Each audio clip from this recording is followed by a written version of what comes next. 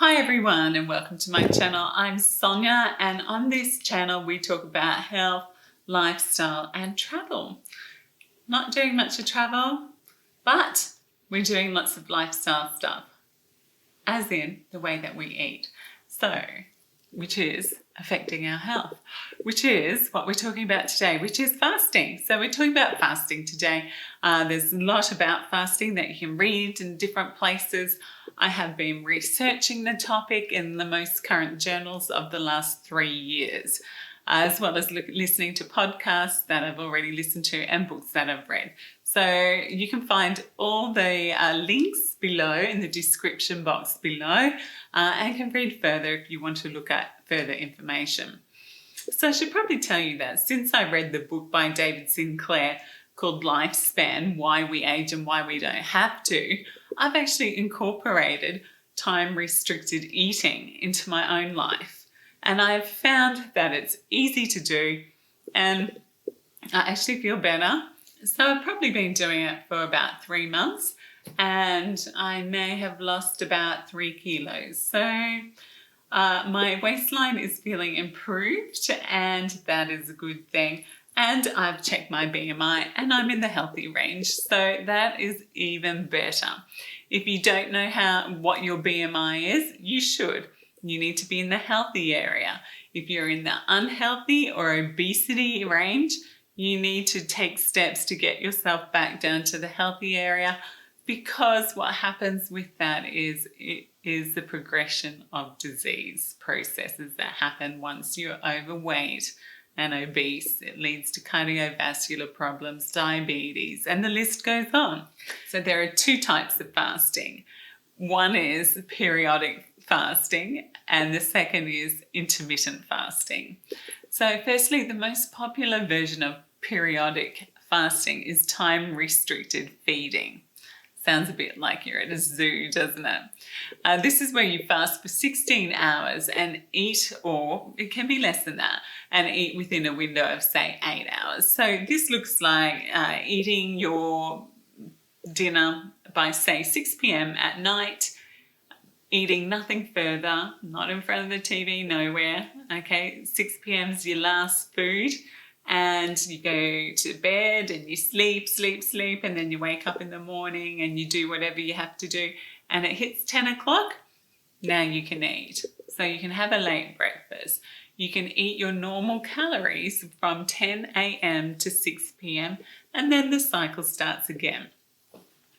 However, some people find that they can't work without eating breakfast first. So if you're one of those people, fast from 6 p.m. to whenever you get up in the morning, you have to go to work. So it might be 6 p.m. to 6 a.m. Whatever works for you. In fact, there is a study by Valter Longo, and he actually suggests that 12 to 13 hours of fasting is doable for most people. So you might want to look at that. However, if you can, going to 16 hours is sometimes a good thing. So maybe incorporate that on the days that you don't work, maybe weekends or something like that. And then have brunch. How nice would that be? So with Dr. Valter Longo, his 12 to 13 hours of fasting, saying that's safe and manageable, it also prevents the risk of gallstones, which seems to increase the longer times that you fast. The other version of periodic fasting incorporates, for example, a 5-day diet incorporating 750 to 1,100 calories, and this is called the fasting mimicking diet. This is very effective. It's suggested by Valter Longo that this is a great way to reset our body, and we should be doing it like 2 to 3 times a year. His fasting mimicking diet is a vegan diet made up of predominantly fat 45%, carbs 45%, and protein 10%. And he has a book that you can check out, and it's called The Longevity Diet. So give it a look, have a look at it, and check it out. And if you're interested in something like that, read up on it.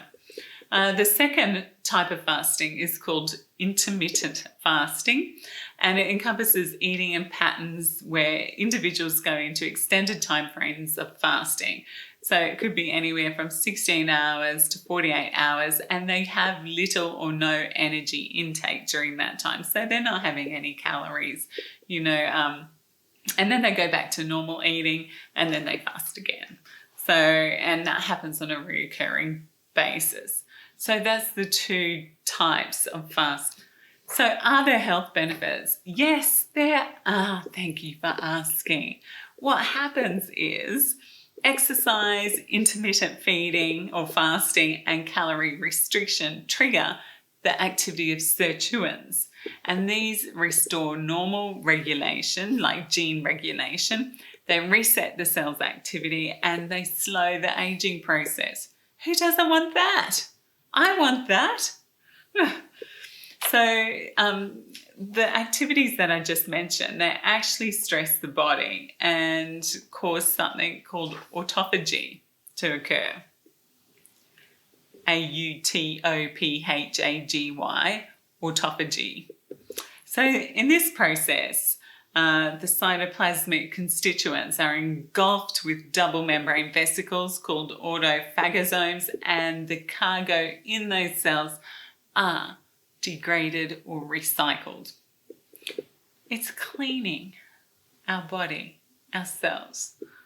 So we can stimulate our body to do this by stressful stimulus such as hypoxia, nutritional deprivation such as fasting, DNA damage, and cytotoxic agents. Well, out of all those things, nutritional deprivation is the best thing for us, none of the others.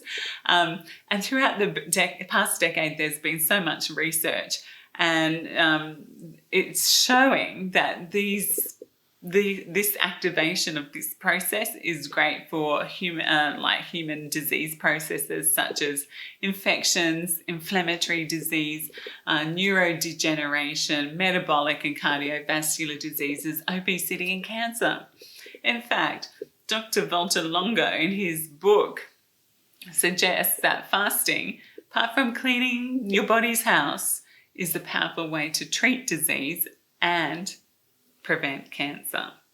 His research also suggests that in conjunction with cytotoxic or immunotherapy, that fasting or the fasting mimicking diet is beneficial to the patient. They have a much better outcome when whatever drugs that you're being treated with for your cancer and then a fasting mimicking diet together will have a more beneficial result to you rather than having one or the other. So the question we need to ask ourselves with any lifestyle changes, is this sustainable? Yes, it is. I've been doing it for 3 to 4 months. It is great. I don't really have to think that hard about it. I had changed over to black coffee in the morning, and so that's the first thing I have in the morning. There's no milk in it. I don't drink milk anyway, but there's no almond milk in it. And I have my coffee and I wait till like 10 o'clock and then I have my breakfast, which then turns out to be a bit of a brunch sort of thing. And I make sure that I eat by 6 p.m. that night, and then it all starts again. I think I've lost about a few kilos, and that's a good thing. We're not able to change our age, our gender, well, some people do, or our medical history. That's our genograms in relation to our medical health. We can't change that.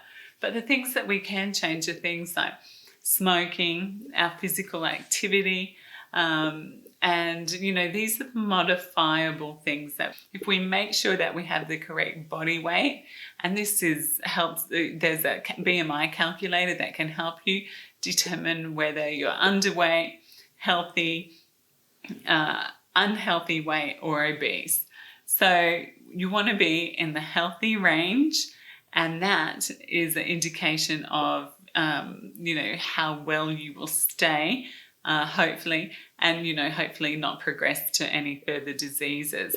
But definitely, if you can do time restricted eating and it has all these great benefits, plus keeps your weight down because, of course, there's no sugar to convert while you're sleeping and until you eat again. So it converts fat while you sleep and until you eat again. And that's a great thing. And it's doing that every night. And every night our body is cleaning house done. What is it there to like about that? So my suggestion is, if you want to check out further things, check out the links, do some research yourself. The information I've presented is from the latest journals, and really there is probably no other single thing that I've actually researched that is so easy to implement. And of course, this is all with, having a good diet, making sure you have good sleep at night. These are the things that help. They're a combination of things, but this is probably one of the biggest things that can add to your health without actually having to think too hard about it. So I hope it's been helpful, and I'll see you next Thursday. Bye for now.